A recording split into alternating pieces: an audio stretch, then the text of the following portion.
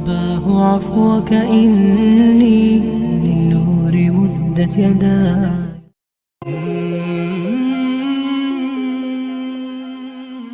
السلام عليكم ورحمة الله وبركاته. soo dhawaada saaxiibada qiimaha badan ee ku xiran kanaalkeena Daryeel Media. fadlan haddii channelkaagu subscribe ku ahayn subscribe saar, sidoo kale muuqaalkan aad daawaneysana like saar.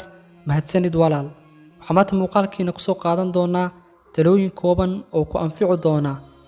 ficilkaagu waxa uu muujinayaa caqligaaga barkii, sidaa darteed waxaa habboon waxa aad qabanayso in ay noqdaan wax wanaagsan. hadalkaaguna waxa uu muujinayaa aqoontaada barkeed, sidaa darteed waxaa habboon qofka inuu iska daayo hadalka kiisa foosha xun. muuqaalkaaguna waxa uu muujinayaa noloshaada barkeed, sidaa darteed waxaa habboon aragtidaada iyo labiskaaguba in aad wanaajiso. waxaadna ogaataa ama marka qaar in aadan u baahnayn qof in aad noloshiisa ka waraysato, balse waxaad noloshiisa ka dhex fahmi kartaa hadba waxa uu kuu muujiyo ficilkiisa, hadalkiisa iyo muuqaalkiisaba. sidaa awgeed waxaa wanaagsan in aan wanaag ka muujinno ficilkeenna, hadalkeenna iyo muuqaalkeennaba.